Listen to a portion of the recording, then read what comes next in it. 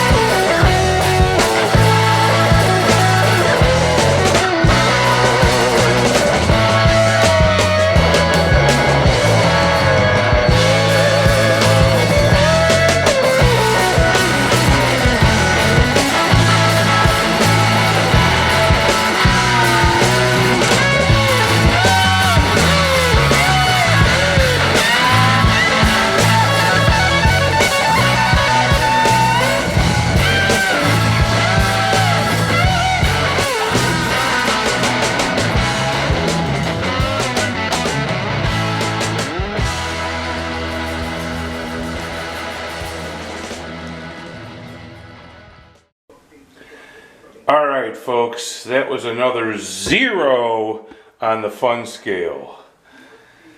But we got the concrete up. Now I'm going to do some cleanup around the edge, scrape all that loose crap, get all this concrete in the bucket, get it up in the garbage can, and then I can start digging dirt. Phew.